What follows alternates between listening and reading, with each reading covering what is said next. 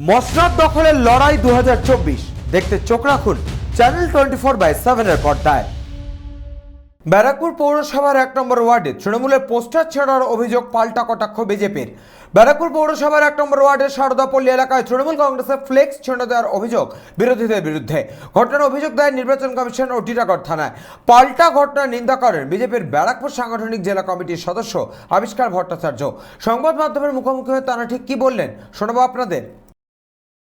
ঘটনাটা হচ্ছে কালকে বিকালে আমরা ওই 5:30 6টার দিকে, যেহেতু দিনের বেলা এত রোদ পড়ছে, আমরা ওই পাঁচিলে ওয়ালে চায়না পিন দিয়ে পেরেক মেরে মেরে এই ফ্লেক্সগুলো লাগাচ্ছি। কালকেই লাগানো হয়েছে সন্ধ্যেবেলা। সকালবেলা আমি এই পাড়া থেকে খবর পেলাম যে ফেস্টুনটা পুরো ছিঁড়ে নিয়ে চলে গেছে। পেরেকগুলো চায়না পিনগুলো সব লাগানো আছে, কিন্তু ফ্লেক্সটা কেউ খুলে নিয়ে গেছে। কেউ বা কারা এটা রাতের অন্ধকারে এগুলো করছে, বিরোধী দলের থেকেই করছে। সাধারণ লোক তো এগুলো কেউ করবে না, কোনো বিরোধী দলের থেকে করছে। কে বা কারা করছে সেটা এখন আমরা জানতে পারিনি। আমরা পাড়া এলাকায় খোঁজ রাখছি যে কারা করছে এই কাজগুলো। কারা করতে পারে বলে এবার কারা করতে পারে, আমি তো পার্টিকুলার কোনো পার্টির নাম করব না, বিরোধী দল থেকেই করছে।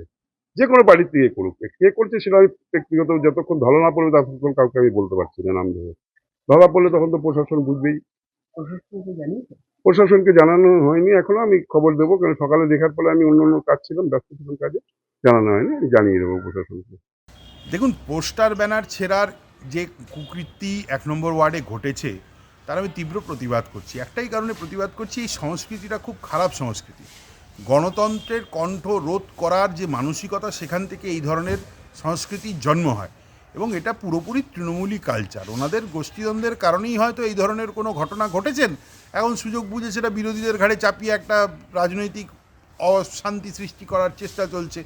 এখন সেন্ট্রাল ফোর্স চলে এসছে, পুলিশ অ্যাক্টিভ, কে ছিঁড়েছে সেটা তো দেখা উচিত তাদের। নির্বাচন কমিশনে কমপ্লেন করুন, বেকার এর ঘরে তার ঘাড়ে দোষ চাপিয়ে সাধারণ মানুষের জীবন যন্ত্রণা না করাই ভালো। ব্যারাকপুর থেকে সৈকত গঙ্গোপাধ্যায়ের রিপোর্ট, চ্যানেল 24/7। সিংহাসনের মহাসংগ্রাম